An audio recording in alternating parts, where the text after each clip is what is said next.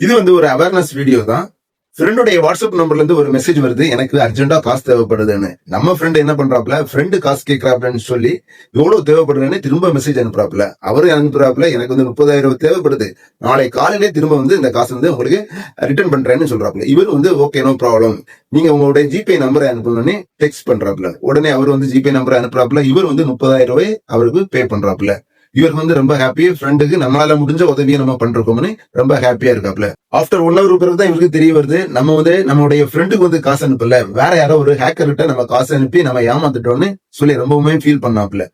WhatsApp நம்பரை எப்படி hack பண்ண முடியுமானா, நம்முடைய வாட்ஸ்அப் உடைய ஆக்டிவிட்டி ஓடிபி மூலமாவோ இல்லது நம்முடைய ஸ்கேன் கோடவே வேற யார்கிட்ட ஷேர் பண்றது மூலமாட்டி நம்மளுடைய வாட்ஸ்அப் நம்பரை ஈஸியா ஹேக் பண்ண முடியும். அதனால நம்மளுடைய வாட்ஸ்அப் சாட் மூலமாவோ இல்லது டெக்ஸ்ட் மெசேஜ் மூலமாவோ யாராவது ஓடிபி ஷேர் பண்ண சொன்னாலோ அல்லது அமௌண்ட் டிரான்ஸ்ஃபர் பண்ண சொன்னாலோ தயவு செய்து நீங்க ஷேர் பண்ணாதீங்க. சப்போஸ் கண்டிப்பா உங்களுக்கு வந்து டிரான்ஸ்ஃபர் பண்ணணும்னா நீங்க வந்து வாய்ஸ் மெசேஜ் மூலமாவோ இல்லது வாய்ஸ் கால் மூலமாவோ கன்ஃபார்ம் பண்ணிட்டு நீங்க வந்து உங்களுடைய மணியவோ அல்லது ஓடிபியோ ஷேர் பண்ணுங்க.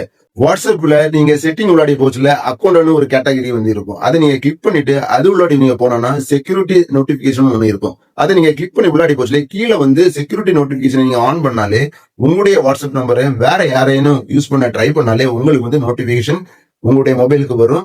உங்களுடைய வாட்ஸ்அப் நம்பரை ஈஸியா யாராலையும் ஹேக் பண்ண முடியாது. இந்த இன்ஃபர்மேஷன் உங்களுக்கு பிடிச்சிருந்தா உங்க ஃப்ரெண்ட்ஸுக்கு ஷேர் பண்ணுங்க. தேங்க்யூ.